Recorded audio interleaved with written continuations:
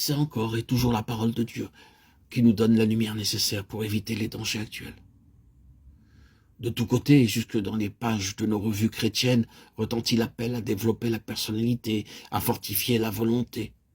Or, que demande le Seigneur de ses disciples concernant la vie psychique ou naturelle, alors qu'il monte à Jérusalem et va au-devant du sacrifice?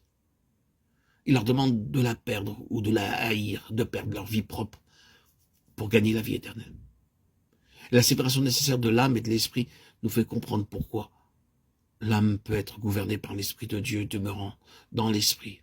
Alors elle manifeste la vie d'en haut, Jean 3:3, ou bien elle sera gouvernée par la vie animale, vie physique du domaine inférieur, ou encore par les forces psychiques latentes amenées à l'action de façon ou d'autre, et que souvent l'on confond avec les forces spirituelles.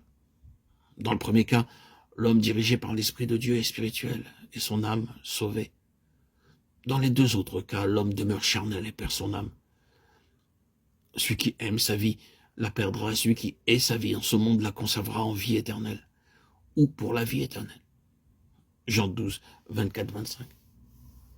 Cette déclaration du Seigneur n'est-elle pas suffisante pour montrer que la vie naturelle doit être crucifiée et non cultivée, et que les activités naturelles inférieures de l'âme doivent être tenues en bride, mises dans l'impossibilité de se manifester, être constamment crucifiées, pour qu'une autre vie, celle que le Seigneur lui-même, esprit vivifiant, communique à ses rachetés, puisse porter des fruits en eux. Qu'il est merveilleux de constater que la croix de Christ est et demeure la pierre de touche de toute chose. Puisqu'une puissance naturelle peut amener à l'action les forces psychiques latentes qui sont dans le croyant, il n'est donc pas sans danger d'accepter toute manifestation de puissance comme procédant nécessairement de Dieu, à moins qu'elles ne viennent par l'intermédiaire de la croix et ne conduisent dans le chemin de la croix. Une puissance conduisant au développement du moi, à son édification, mettant en œuvre des forces qui agissent sur les autres en les contraignant, porte la marque de son origine.